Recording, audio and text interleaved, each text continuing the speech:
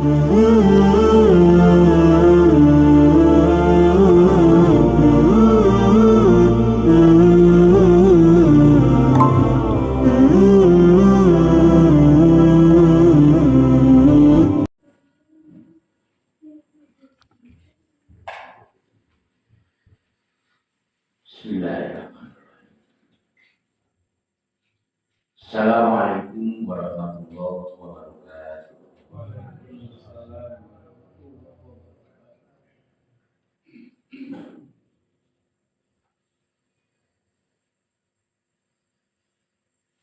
Hamdan liman qala fi kitabihil karim wa huwa asna'ul qailin.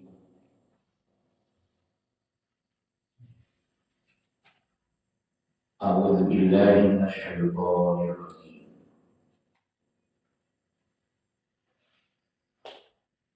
Ya ayyuhalladzina amanu kutiba 'alaikumus shiyam kama kutiba 'alal ladzina min qablikum la'allakum tattaqun.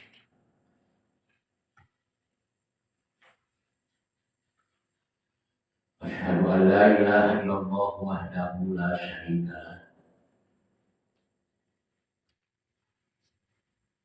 Syahadatan man tayammana wa tahaqqaqa wa amilatiha. Wa asyhadu anna Muhammadan abduhu wa rasuluhu. Arsala rasulahu bil huda wa dinil haqq liyudhhirahu 'ala dini kulli wa kafa billahi shahidan. Allahumma sholli wa sallim wa barik 'ala nabiyil karim Muhammadin wa 'ala alihi wa ashabihi ajma'in.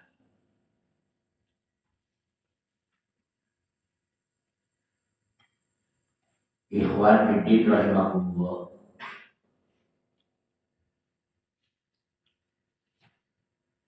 Menjelang datangnya bulan Ramadan,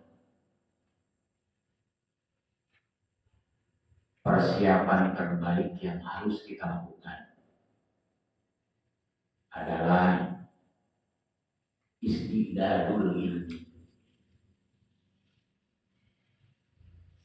mempersiapkan bekal keilmuan.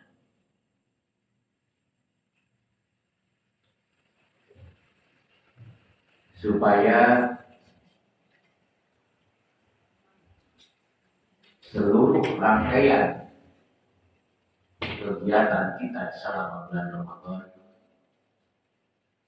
memenuhi persyaratan hingga sampai kepada tujuan yang diharapkan.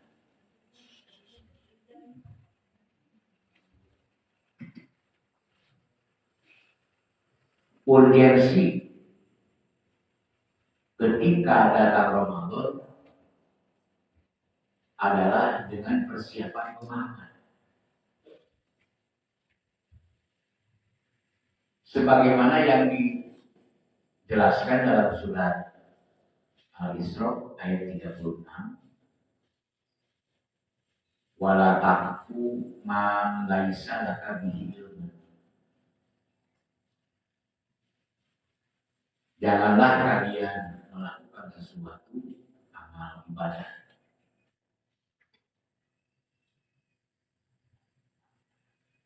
melainkan didasari oleh pemahaman akan ilmunya. Dalam arti ibadah kita itu akan menjadi sempurna kalau dilakukan berdasarkan pemahaman ilmu. Rasulullah menambahkan,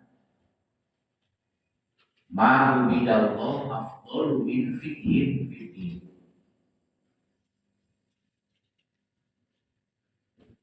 Tidak ada ibadah yang paling afdal, yang paling utama dan sempurna kecuali beribadah berdasarkan pemahaman keilmuan.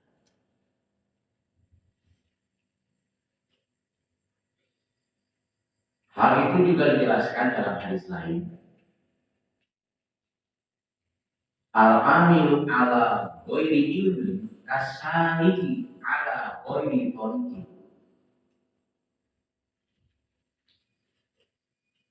Beramal tanpa memahami ilmu seperti orang yang berjalan bukan pada jalannya, tersesat. Jadi kalau kita melakukan sesuatu tidak didasari dengan memahami terlebih dahulu ilmu, maka bisa menjadi salah kaprah ibadah kita, sehingga tidak akan sampai kepada tujuan yang diinginkan dari ibadah kita. Apalagi kalimat berikutnya, al-amilu ala ghairi ilmin ma yuksidu aksaru mimma yuslihu. Beramal tanpa ilmu, rusaknya pengamalan akan lebih besar ketimbang beresnya pengamalan. Rusaknya ibadah akan lebih besar ketimbang beresnya peribadahan.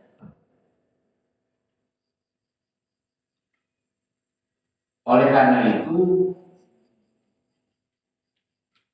sebelum tibanya bulan Ramadan, maka persiapan yang terbaik adalah istidadul ilmu. Lalu ilmu yang dimaksud apa? Al-Ahqaf 23 menegaskan qala innamal ilmu indallah. Katakan kepada mereka bahwa yang dimaksud dengan ilmu adalah yang diajarkan oleh Allah, yaitu Al-Quran.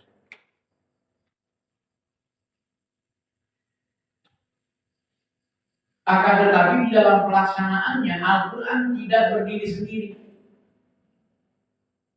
Ternyata di dalam melaksanakan ilmu-ilmu yang ada pada Al-Quran, Allah telah menempatkan seorang manusia pilihan, yaitu Rasulnya.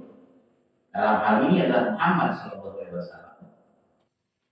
untuk dijadikan sebagai model praktis indah yang menjadi daya tarik dari Quran. Justru menariknya Al-Quran itu adalah ketika ada model yang disiapkan oleh Allah, yaitu Rasul, yang menjadi daya tarik, model praktis kita. Bahasa Qurannya adalah uswatun hasan. Dalam Al-Ahzab ayat 21. Laqad kana lakum fi Rasulillahi uswatun hasanah.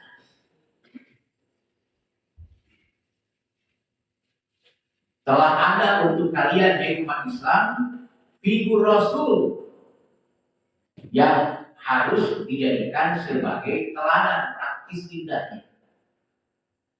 Makanya dalam hal merealisasikan Al-Quran, sudah Allah siapkan perangkat contohnya yang ditampilkan oleh Rasulullah SAW. Nah, itulah ilmu. Jadi yang dimaksud beramal menurut ilmu adalah beramal dengan mengikuti petunjuk Al-Quran dan Sunnatul. Dua hal ini tidak boleh dipisahkan dalam An-Nisa 150. Dalam An-Nisa 150 sampai 152 itu menegaskan bahwa Al-Quran dengan Sunnah Rasul tidak boleh dipisahkan. Ada bimbingan teoritisnya dalam Al-Quran, juga ada bimbingan praktisnya dalam diri Rasul. Lalu Nabi Muhammad sebelum meninggalkan umat, beliau sempat berwasiat, taraktu fikum amroini ma'in tamassaktum bihima lan tadillu abad. Kitab Allah wa sunnah Rasul. Telah aku tinggalkan untuk kalian dua pedoman yang apabila kalian berpegang teguh kepada keduanya, niscaya tidak akan sesat salah jalan. Dua pedoman yang dimaksud adalah kitab Allah wa sunnah Rasul, Al-Quran dan sunnah Rasul. Al-Quran dan Sunnatul Rasul merupakan magnet yang memiliki daya tarik yang sangat kuat bagi kehidupan umat. Sehingga tanpa Al-Quran dan As-Sunnah tidak akan pernah lahir iman dalam diri seseorang. Sebab lahirnya keimanan seseorang karena magnet Quran.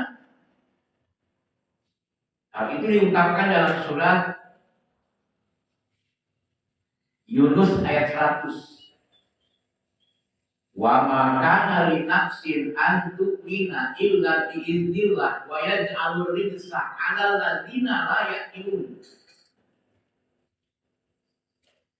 Mustahil akan lahir iman, akan tumbuh iman, akan hidup iman dalam diri seseorang kalau tidak terlebih dahulu dibentuk, dibina, dibangun oleh Quran. Maka saya menegaskan, mustahil ada iman kalau tanpa Al-Quran. Ya, jadi mustahil ada iman kalau tanpa Al-Quran. Itu yang dimaksud dalam surat Yunus ayat 1.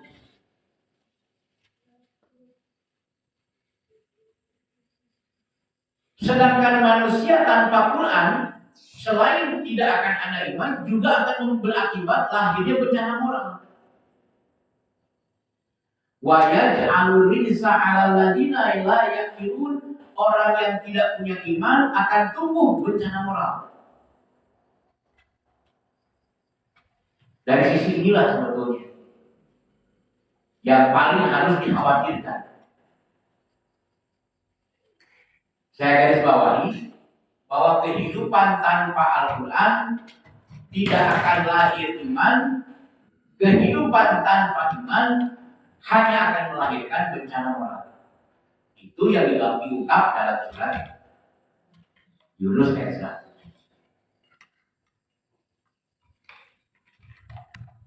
Lalu apa yang akan muncul setelah terjadinya bencana moral? Ternyata kalau sudah muncul bencana moral, itu akan melahirkan bencana ke manusia. Seperti yang diungkapkan dalam surat Al-Baqarah ayat 16. Jadi kalau sudah muncul bencana moral, itu secara otomatis akan lahir bencana ke manusia. Al-Baqarah ayat 16, ulaika alladzina ishtarawud dhalaalata bil huda.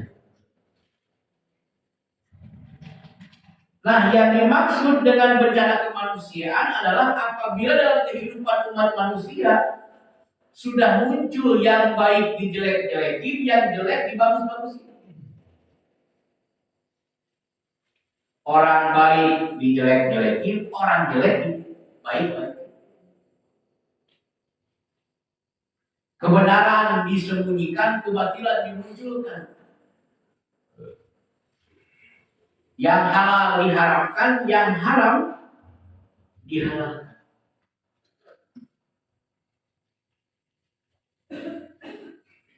Jadi pada saat terjadinya bencana kemanusiaan, keadilan, kejujuran itu menjadi barang mahal.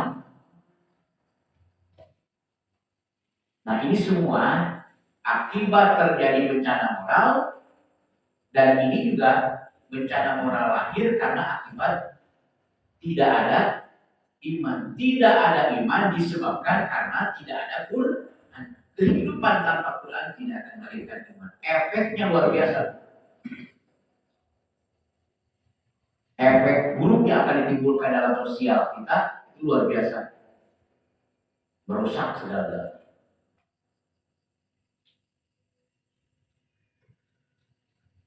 Kenapa manusia tanpa Quran bisa melahirkan kerusakan?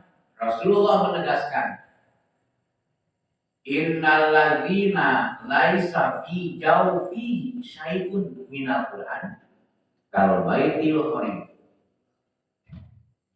Sesungguhnya orang yang memiliki jiwa tapi tidak diisi dengan Al-Quran, maka jiwanya itu sama seperti bangunan yang runtuh. Seperti rumah yang ambruk. Jadi kalau jiwa kita tidak diisi dengan Quran, maka seperti rumah yang ambruk. Tidak berbahaya sih kalau cuma 1-2 orang yang tidak masuk Quran. Tapi bagaimana jika massal manusia tidak terbina dengan Quran jiwa? Satu jiwa saja digambarkan oleh Nabi seperti satu rumah yang runtuh. Bagaimana kalau jutaan manusia yang tidak dibina dengan Quran? Berarti sama seperti yang digambarkan oleh Allah dalam surat Al-Baqarah ayat 259. Au kalladzi marra ala qaryatin wa hiya khawiyatun ala urushiha. Kehidupan yang sedang kalian hadapi adalah seperti seseorang yang memasuki suatu kota atau suatu negara yang rumah-rumah dan bangunan-bangunannya sudah runtuh. Nah, ini menggambarkan keruntuhan moral dan keruntuhan rasa kemanusiaan. Bencana moral mengakibatkan lahirnya bencana kemanusiaan. Digambarkan dalam Al-Quran Al-Baqarah 259, bagikan kotak yang bangunan-bangunan sudah runtuh. Digambarkan oleh hadis Nabi karena setiap jiwa-jiwa mereka tidak diisi dengan Quran, maka seperti rumah yang runtuh. Ini yang dimaksud dalam surat Yunus ayat 1 tadi, wa yaj'alur rijsa 'alal ladzina la ya'lamun. Dan terjadi bencana moral sehingga lahirlah bencana manusia. Ya, kalau sudah perkara yang dihalalkan oleh Allah lalu diharamkan oleh manusia, sementara perkara yang diharamkan oleh Allah oleh umat manusia malah dianggap perkara yang halal, ya ini bencana. Inilah bencana kemanusiaan. Seberapapun gaji yang dia dapat cukup besar, gajinya besar, fasilitas rumah, fasilitas kendaraan, masuk rumah sakit gratis, dapat uang saku jalan-jalan, dapat uang makan, masih korupsi. Ini kan rusaknya moral tuh begitu. Kok masih korupsi? Gajinya besar, rumah dinasnya enak nyaman, mobil dinasnya juga mewah, kemudian uang saku dapat, uang sanur dapat, kurang bagaimana lagi? Tapi kok masih korupsi? Ini kan masalah moral. Kenapa itu terjadi? Karena tadi wa makana li nafsin antu bina ila billah. Mustahil ada iman kalau tanpa Quran. Dan kalau tidak ada iman dalam diri seseorang, maka akan lahir bencana moral, lahir bencana kemanusiaan. Korupsi itu bencana kemanusiaan. Gara-gara banyaknya korupsi atau suatu negara betul-betul mengalami korup yang luar biasa, itu jutaan mulut, jutaan perut terlantar. Itu gara-gara korupsi. Banyak kemiskinan di mana-mana, pengangguran di mana-mana, sulit mencari pekerjaan juga di mana-mana, gara-gara korupsi. Jadi jangan dianggap tidak ada dampak buruk bagi suatu bangsa dengan korupsi. Belum beban-beban hidup. Nah, ini adalah ini yang disebut dengan bencana kemanusiaan. Sehingga kalau masyarakat, kalau rakyat, kalau suatu bangsa sudah ditekan dengan tekanan kebutuhan hidup, mengalami kesulitan ekonomi, maka kata Nabi apa?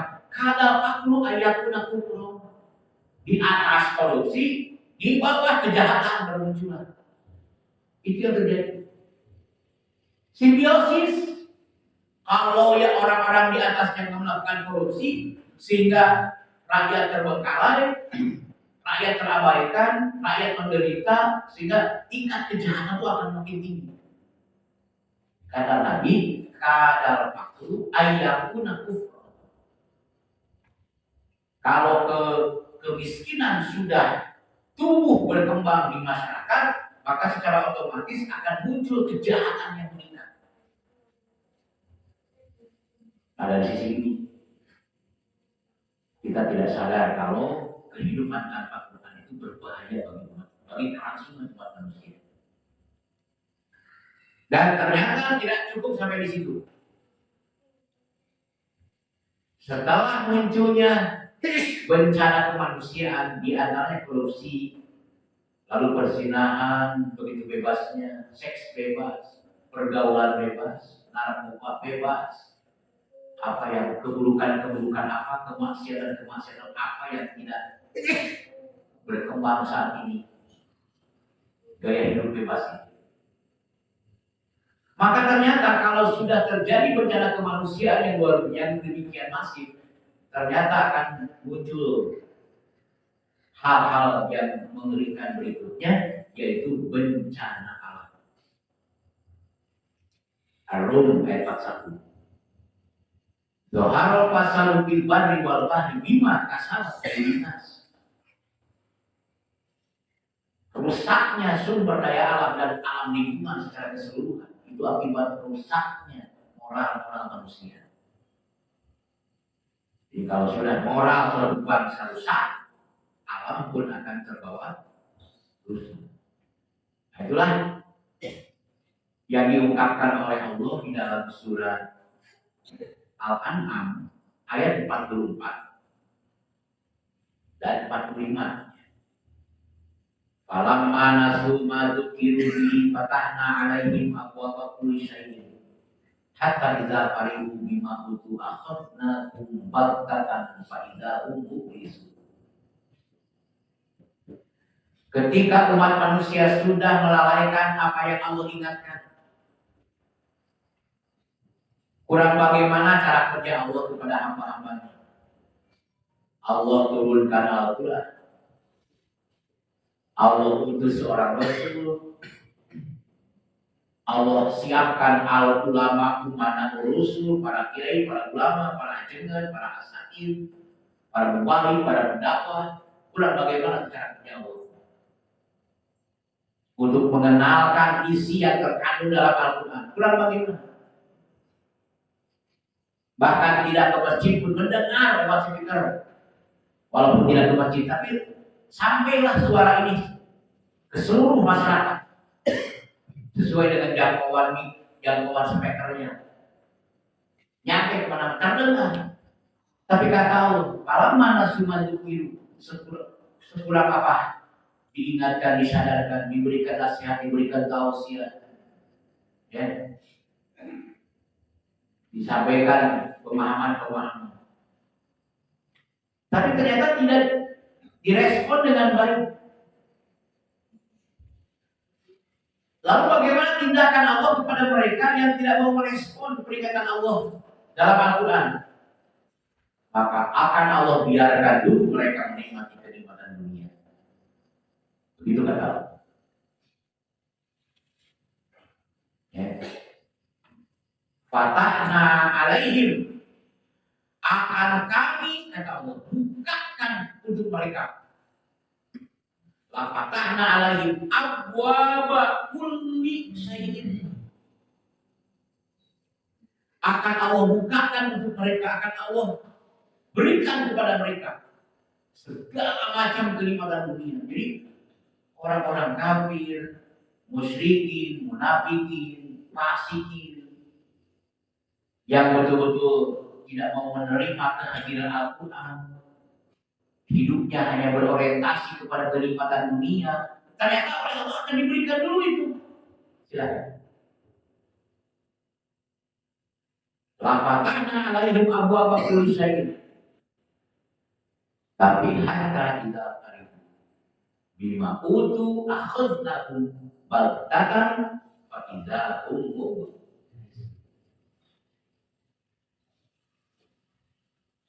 Ini kan kalau saya gambarkan sama seperti Allah itu melakukan sebuah istidraj. Apa itu istidraj? Istidraj dari kata durjun. Durjun itu laci. Coba lihat laci.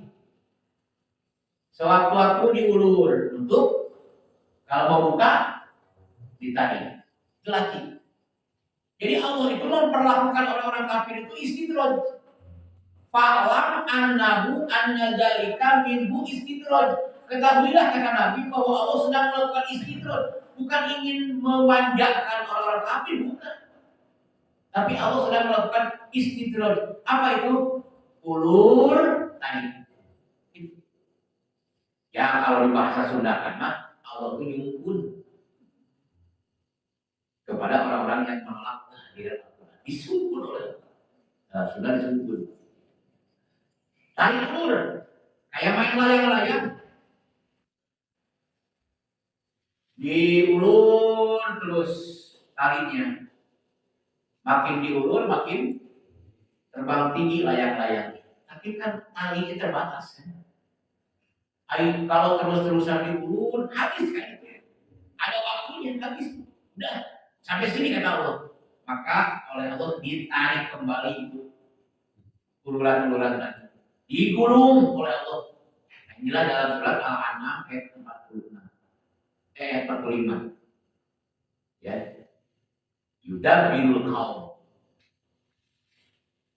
Apa itu yudabbir? Dia kayak dibalik lagi, digulung lagi. Nah, yang tadinya oleh Allah ditawarkan segala macam kenikmatan dunia, lalu oleh Allah seketika dilenyapkan menjadi berubah dalam bentuk mau pilih yang mana? Makanya mending dipaksa masuk surga atau mending sukarela masuk neraka. Ya. Saya pilih mending dipaksa masuk surga atau mending sukarela masuk neraka. Nah, oleh karena itu Rasulullah mengatakan khuffatil jannah bil makari wa khuffatin nar bisyahawat.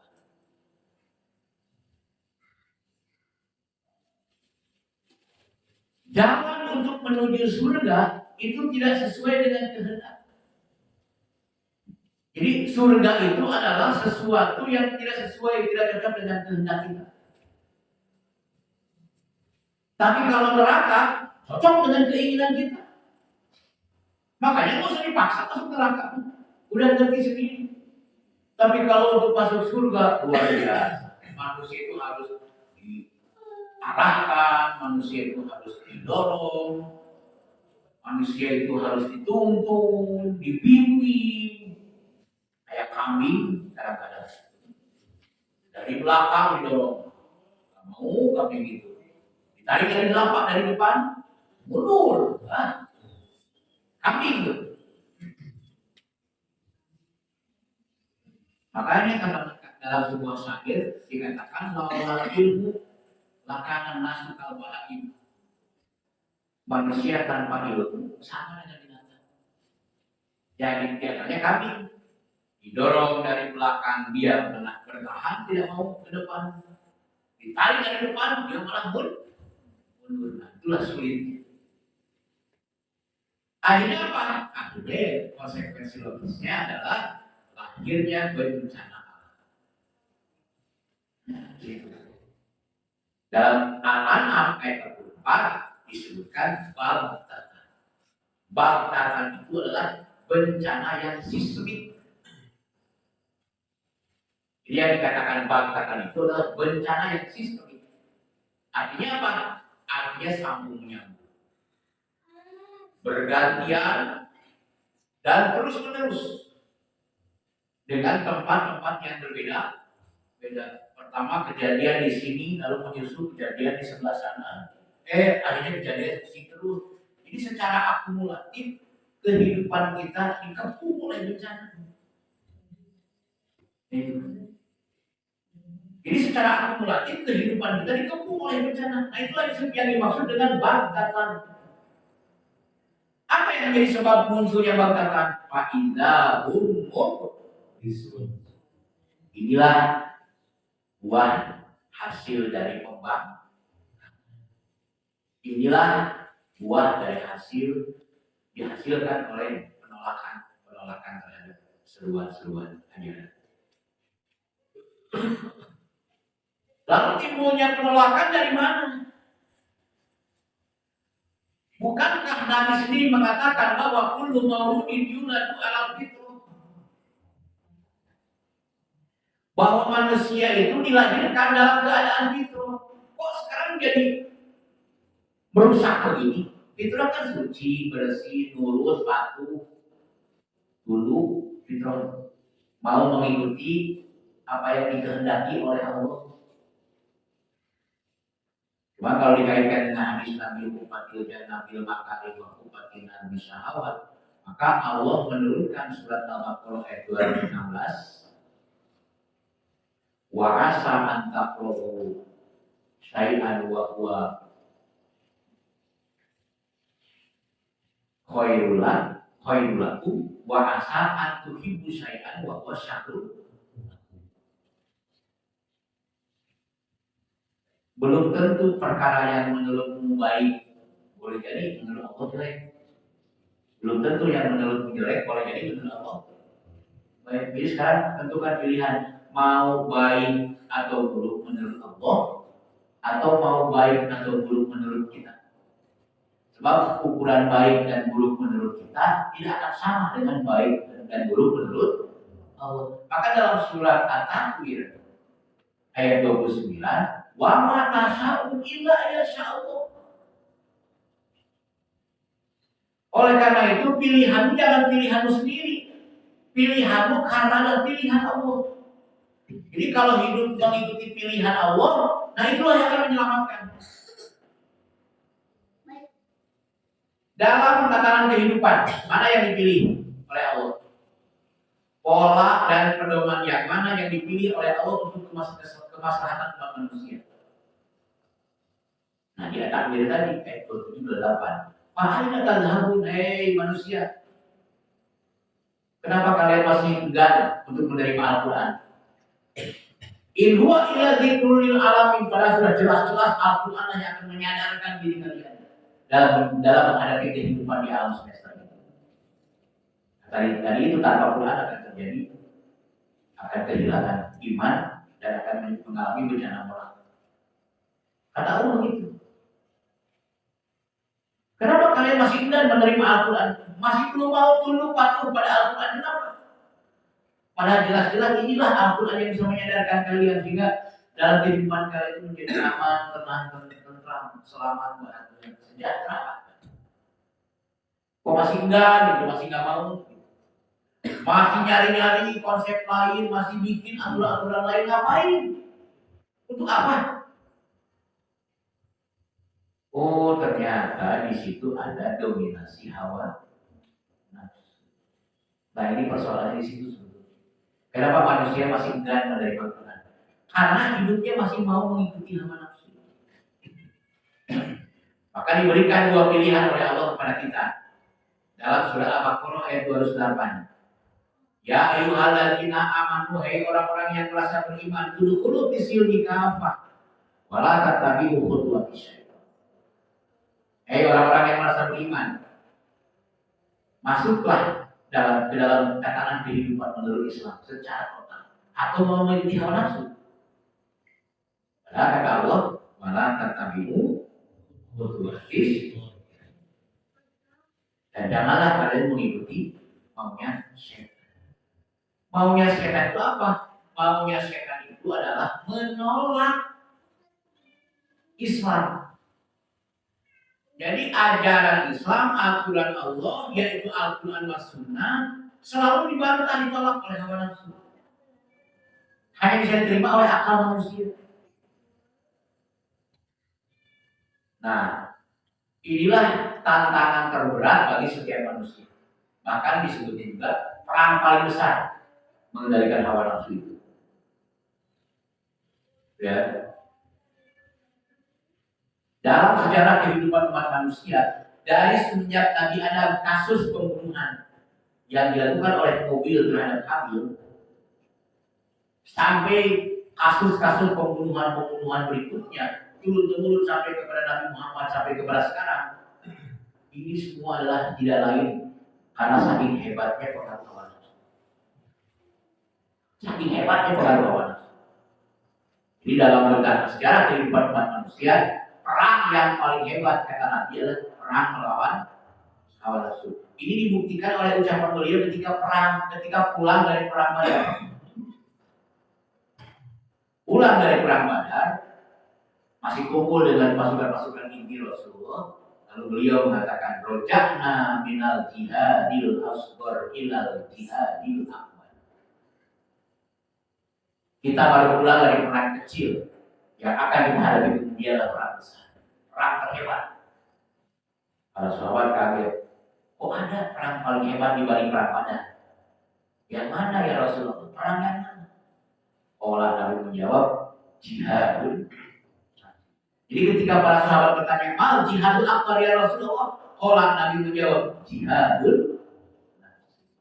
Ternyata perang yang paling besar adalah perang melawan hawa. Karena yang bisa menimbulkan rusak dan lahirnya bencana moral, bencana kemanusiaan, bencana alam, itu semua kenapa? Fa'innahu mublisun, akibat rombongan, tekanan, godaan setan. Yaitu hawa yang merusak tatanan kehidupan manusia itu adalah hawa nafsu. Ini yang akan merusak. Maka disebutnya wala taqabimu itu innahu lakum aduwwun mubin. Nah, kalimat aduwwun mubin diperkuat oleh hadis Nabi, ada aduwika nafsu kalaiti baina janbaika. Musuh terbesarmu adalah hawa nafsu yang ada dalam dirimu sendiri. Itu musuh terbesarmu adalah hawa nafsu yang ada dalam dirimu. Makanya segala bentuk kegagalan yang dialami oleh kita dalam kehidupan ini jangan menyalahkan orang lain. Memang diri sendiri yang salah. Karena ada faktor ego dalam diri kita yang disebut hawa. Itu yang harus dilawan. Tapi Allah tidak membiarkan itu terjadi. Maka turunlah surat An-Nazi'at ayat 40. Nah, An-Nazi'at ayat 40 itu inti dari Ramadan sebetulnya. Kenapa Allah hadirkan Ramadan? Karena intinya adalah An-Nazi'at ayat 40. Wa amma man khofa maqama rabbih wa nahan nafsa 'anil hawa. Ketika Al-Quran telah bersemayam di dalam qalbunya, maka secara otomatis dia akan punya kemampuan mengendalikan hawa nafsunya. Teorinya sederhana, tapi pada kenyataannya tidak sesederhana seperti teori. Teorinya apa? Kalau ingin seseorang punya kemampuan mengendalikan hawa nafsu, maka prosesnya adalah masukkan dulu Al-Quran kepada qalbu.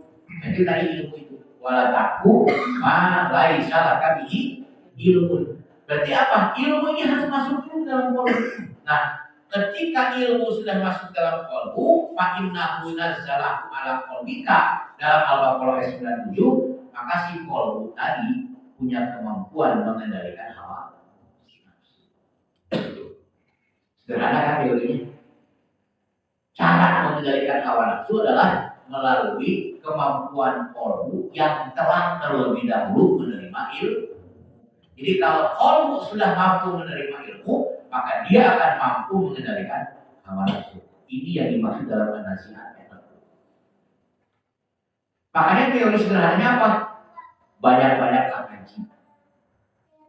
Pahami isi kandungan Al-Quran. Masukkan dalam qalbu kita. Lalu qalbu memiliki power, punya kekuatan untuk mengendalikan hawa nafsu sendiri. Lalu apa yang terjadi setelah hawa nafsu bisa dikendalikan oleh qalbu yang telah menerima Quran? Pertama, qalbunya mendapatkan ketenangan. Ar-Rahdu 28. Ala bidzikrillahi tatma'innul qulub. Jadi kalau qalbu sudah masuk ke Quran, si qalbu itu mutmainnah. Apa mutmainnah? Ketenangan, ketentraman. Ya. Kalau hawa nafsu sudah mampu dikendalikan, qalbunya tenang. Ternyata keinginan hawa nafsunya pun menjadi tenang. Lihat Al-Fajr ayat 27 sampai 30. Ya ayyatuhan nafsul mutmainnah irji'i ila rabbiki radiyatan mardiyah wadkhuli fi ibadi wadkhuli jannah. Duhai hawa nafsu yang telah tunduk pada kalbu yang telah menerima ajaran ilmu, bawalah hamba-hambaku menuju surga. Iring oleh duhai nafsu hamba-hambaku agar menuju surga. Jadi Allah sendiri memerintahkan kepada hawa nafsu untuk membawa kita kepada surga, membawa kita ke surga. Lah, kalau hawa nafsunya tidak tunduk kepada kalbu yang telah menerima ilmu, maka yang terjadi adalah afatul aklil hawa fakon ala hawa aklu fakon saja. Hancurnya manusia apabila akal masih dikuasai oleh hawa nafsu. Tapi kalau hawa nafsu sudah tunduk pada akal, itulah yang akan menyelamatkan seseorang.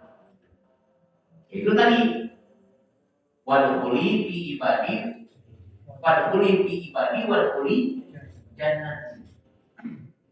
Giring hamba-hambaku agar mampu menuju surga. Bapak oleh duhai nafsu hamba-hambaku menuju surga.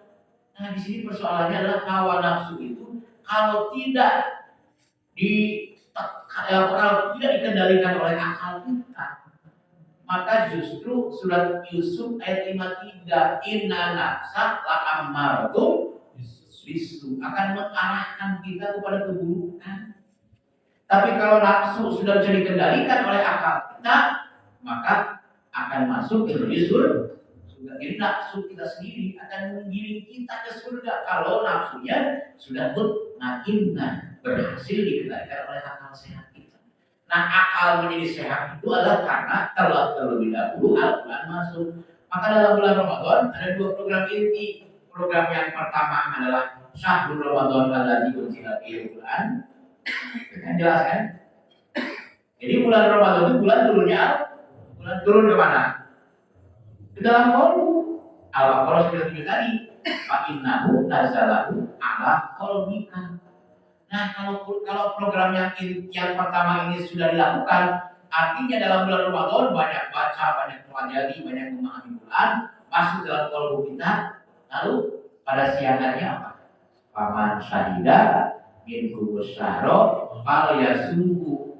Jadi alladzi unzila fihil Quran sasarannya qalbu.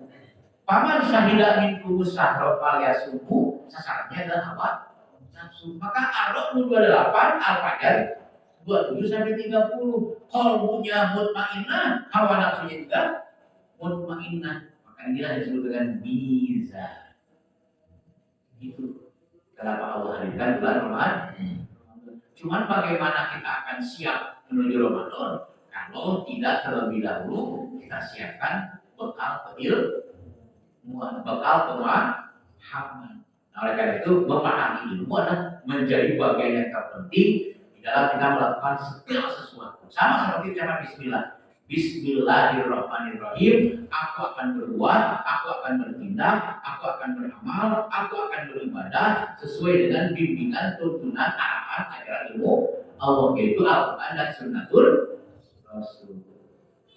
Nah, kalau sudah seperti itu, lahirlah keseimbangan. Nah, inilah yang rahimahullah, kenapa Allah hadirkan Ramadan, tetapi karena masih ada waktu beberapa saat lagi kepada bulan Ramadan, maka yang dibutuhkan saat ini sebelum tiba Ramadan adalah bekal pemahaman atau bekal keilmuan. Sampai sini barangkali ada yang mau bertanya, dipersilakan.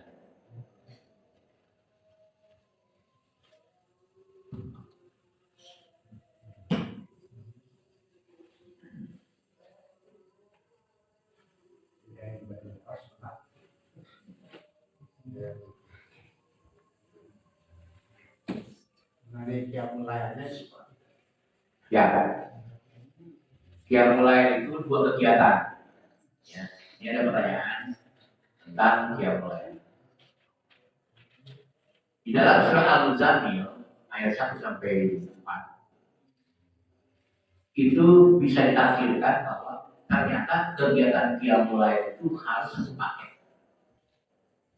Qumil laila illa qalila nisfahu awin kusminhu qalila awzin alaihi warattilil qur'ana. Jadi dalam qumil lail itu ada sholatul lail dan ada tartilul Quran.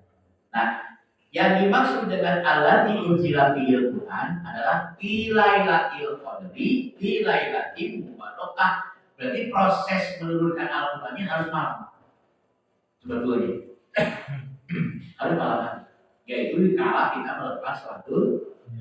Jadi di saat selesai sholatul lail, lanjutkan dengan membaca, mempelajari, memahami, merenungkan, menghayati kandungan-kandungan yang ada pada Al-Quran. Walaupun hanya satu ayat, usahakan mau satu ayat, mau 5 ayat, mau berapapun kemampuan kita mempelajari ayat Allah, maka itu dilakukan pada malam-malam hari di bulan-bulan Ramadan. Karena allati unzila fihil Qur'annya itu harus dikaitkan dengan inna anzalnahu fi lailatil qadri inna anzalnahu fi lailatin mubarakah. Al-Qur'an ayat 1 dan Al-Qur'an ayat 3. Jadi Allah menyebutnya fi lailah pada malam hari. Ya, hubungan juga dengan surat Al-Insan ayat 26.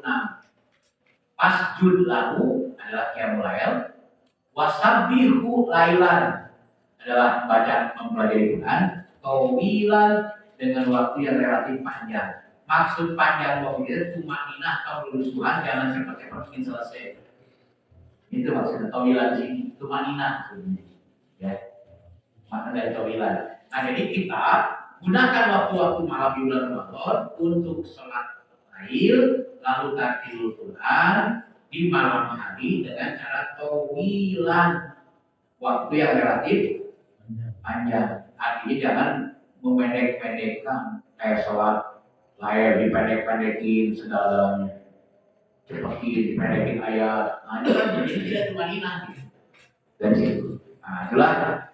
Jadi allati unzila fihil Quran maksudnya qiyamul lail, sedangkan paman syahidah dan kubus sahur pada sebenarnya maksudnya pada menahan lapar dahaga di siang hari selama dalam bulan Ramadan. Nah, dua kegiatan inti inilah yang saya jelaskan tadi. Yang pertama adalah sasarannya qalbu, ya sasarannya. Yang kedua adalah sasarannya hawa nafsu. Qalbu diisi Quran, hawa nafsu dikosongkan, sehingga lahirlah mizan atau keseimbangan. Oh iya, wan nasun yang terbaik adalah waktu di saat orang sedang tidur. Relatif dari mau jam 12, mau jam 2, lewat dari jam 2. Tapi waktu yang paling Rasulullah sukai adalah di jauhil lailil akhir. Jadi waktu yang paling Rasulullah sukai adalah di tengah malam ke akhir. Jadi kalau tengah malam jam 12 ke akhir, jam 1, jam 2 gitu. Ke akhir itu. Atau jam 3 masih bisa. Nah, itulah yang disebut dengan qiyamul lail sesungguhnya. Cukup. Baik, demikian mudah-mudahan bermanfaat dan semoga Allah memberikan kepada kita kali ini kesempatan untuk memasuki kembali bulan Ramadan dengan persiapan tentang keilmuan yang lebih matang yang betul-betul bisa mencapai target yang diinginkan. Allahi tawakal wa billahi masir. Wassalamualaikum warahmatullahi wabarakatuh.